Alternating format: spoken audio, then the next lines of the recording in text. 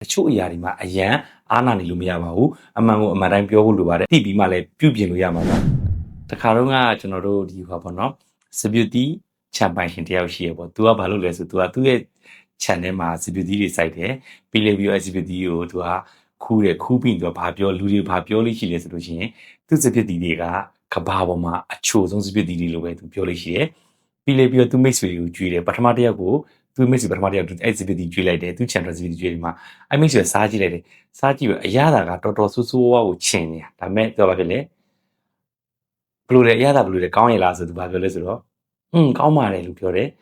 အဲ့တော့သူကဘာပြောဆိုလဲ confident ထက်ရှိပါတယ်နောက်ထပ်သူအဲ့ကြောက်ကိုနောက်တစ်ယောက်ကိုထပ်ကြွေးကြည့်တယ်နောက်တစ်ယောက်ကလည်းဘာလဲစားလိုက်တာမှ tree ထုတ်ချင်လောက်အောင်ကိုချင်နေဆိုးချင်နေတယ်အဲ့ဒါကိုလည်းသူကဘလို့လဲစပျူတီရတာလို့မိလေပြီးတော့သူကမစိုးပါဘူးကောင်းပါတယ်လို့ပြောတဲ့အချိန်မှာသူကချန်ပိုင်ရှင်ကအရန်ကိုပီတိတွေဖြစ်ပြီးတော့မှသူ့ရဲ့ဘာပေါ့နော်သူချန်ထွက်တဲ့စပျူတီတွေအချို့ဆုံးဆိုမှန်တယ်လို့သူ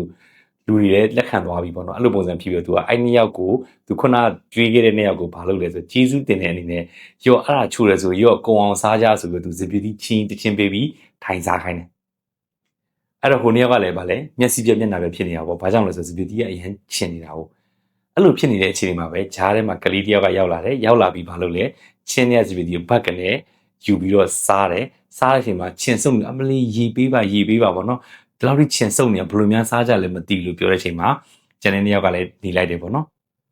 အဲ့တော့ခြံရှင်းကလည်းစပီတီတကယ်ချင်တာလားကလေးကပဲဘယ်လိုပြောနေလဲဆိုတာဖြစ်တဲ့အဖြစ်ပြက်လေးတစ်ခုပေါ့โอเคအဲ့တော့ဒီအဖြစ်ပြက်လေးကနေကျွန်တော်ပြပြချင်တဲ့အကြောင်းအလေးရှိတယ်အဲ့ဒါကဘာလဲဆိုလို့ရှိရင်ပထမနှစ်ယောက်ဒီစပီတီချင်နေတာကိုဘာလို့လဲချင်တယ်လို့မပြောဘဲအားနာပြီးတော့သူကချိုပါတယ်လို့မစိုးပါဘူးလို့ပြောတဲ့အချိန်မှာတစ်ဖက်လူကကိုမားနေတာကိုမားမသိတော့အဲ့ပြဿနာပေါ့ကျွန်တော်တို့စီးပွားရေးလုပ်နေတဲ့လုပ်ငန်းခွင်မှာလည်းအများဆုံးကြုံရတာအဲ့ဒါပေါ့နော်တစ်ဖက်ကမားနေတာကိုကျွန်တော်ရဲတင်းတင်းထောက်ပြဖို့ထက်အားနာတာတို့ငါပြောလိုက်လို့ရှိရင်အဆင်ပြေပါမလားတို့အဲ့စိတ်တွေတွေးပြီးတော့မှမထောက်ပြဘဲနဲ့အဆင်ပြေသလိုစကားကိုတုံ့ပြန်တဲ့အတွက်ကျွန်တော်တို့နောက်ဆက်တွဲဖြစ်လာတဲ့ပြဿနာတွေကအများများပါတယ်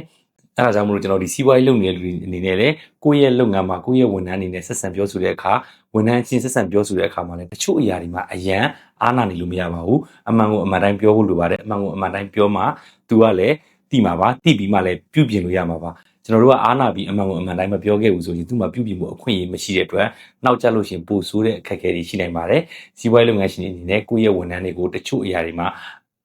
ခါးပြီးမှအမှန်တရားကိုပြောပြပေးဖို့လိုပါတယ်